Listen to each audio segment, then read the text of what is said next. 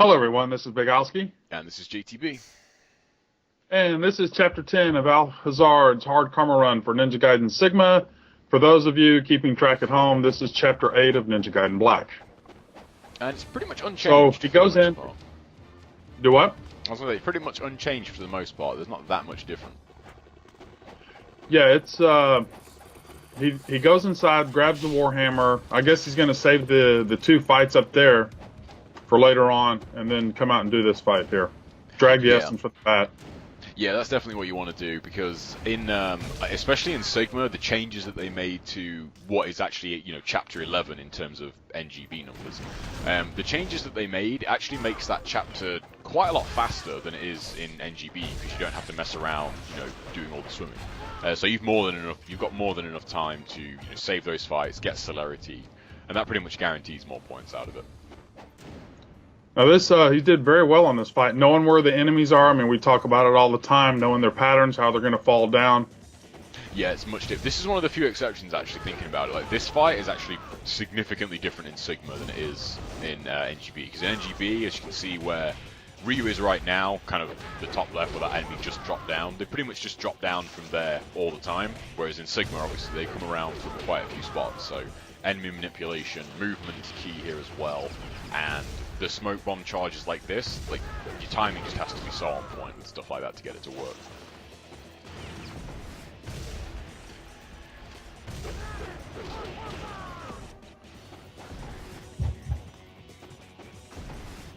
Always makes me laugh that they just sort of they always come up to you and feel like they don't think to shoot you, even though they have a gun. It's like, no, I'm gonna run up to him. But there again, a good example of the level 1 Luna enabling him to get 2 UTs out of that. Not leveling it up is going to have advantages and disadvantages, but overall, I'd say if you can keep it lower, if you can keep it at level 1 over level 2, then over the course of the game, it is going to net you more points than having a level 2. So there, he just went up, shot an enemy with the no look, killed the enemy, didn't start the timer, ran down, let him despawn or respawn, despawn then respawn. And then, start the fight out with the UT. It's very smart. Yeah, that's another thing that I love. That's that animation with the backwards hand flip that he does in situations like that. It just looks so cool. It's not as good as the actual roll, but it just looks really, really nice.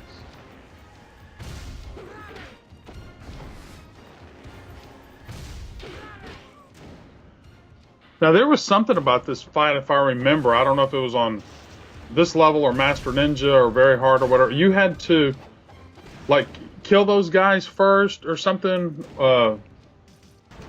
before you kill the rocket guy in order to get all 8 enemies or something like that. Do you remember that? That rings a bell for Master Ninja. Yeah, the one difference thinking about this from Black as well is that you'll notice that there's actually no turrets, so you don't have to worry about the turrets shooting you, and that's not that big of a deal, really. It just alters kind of the dynamic of the fight. If I remember correctly, the trucks are actually in a slightly different layout in Black than they are in Sigma.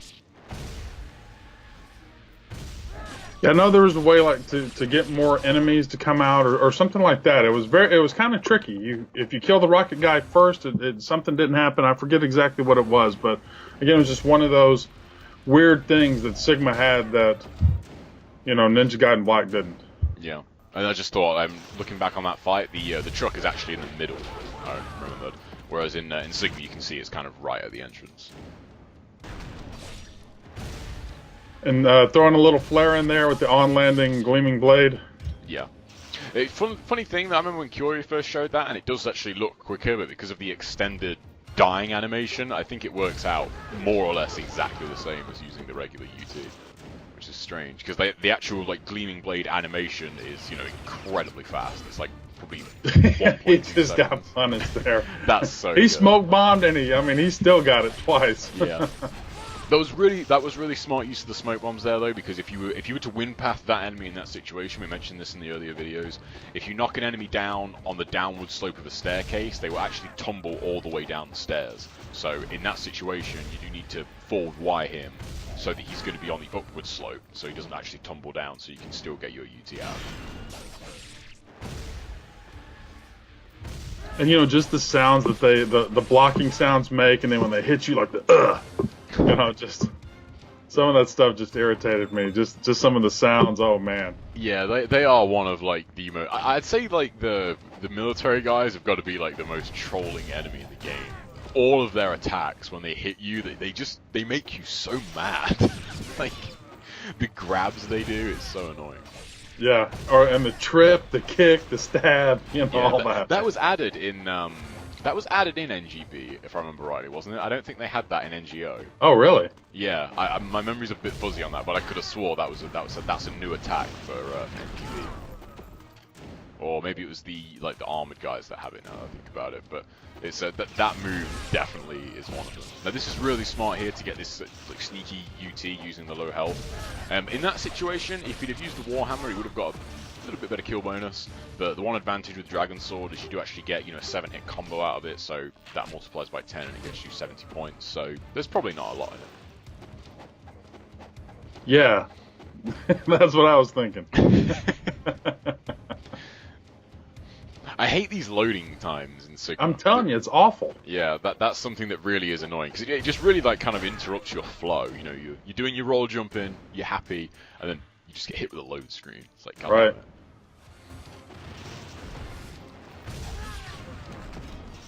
I like how he tries to shoot, the rocket launcher guy, he tries to shoot him after he's just killed the other guy. It's like, wait. I'll wait till he's finished.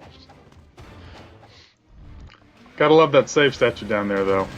Oh yeah, that's really handy. That would have been very nice in NGB. Now, this fight right here, he does get hit at the start, but you do have to wait for those machine gun guys to stop shooting, and because otherwise, there's no way you're going to be able to get an on-landing with those two enemies alive. They'll pretty much shoot you every single time.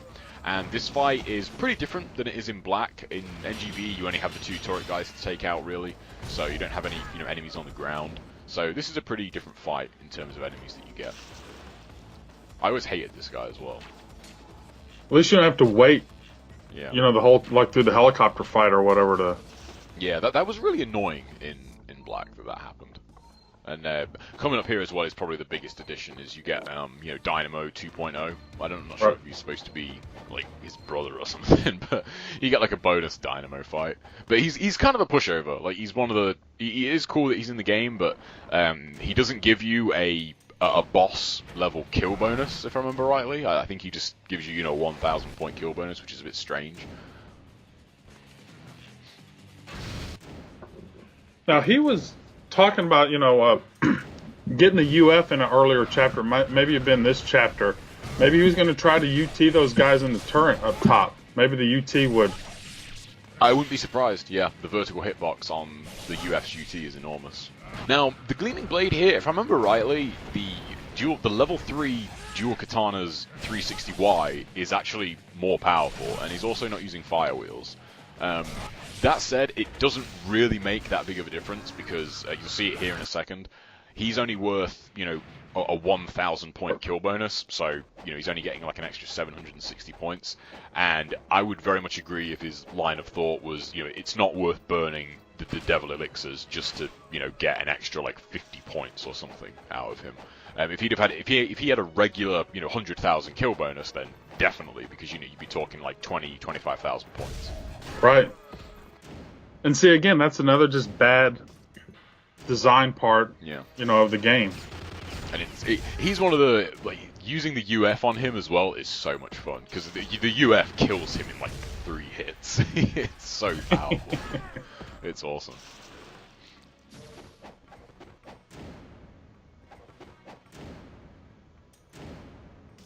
He's got a lot of essence built up as well, so I would imagine he's going to be setting up for the UF pretty soon. Well, I think he wanted to try to buy it in this round, and just didn't have the money for it in this round. Yeah, so it's 100. If you don't count the 500, because you actually get the wooden sword, it's like 108,000 if I remember rightly to upgrade it fully. Right. Well, the chapter time limit for chapter 10 is 20 minutes. And the kills were 53, so everything looked great. Little bonus footage here coming up. And but we'll see you. Thanks. Take care, guys.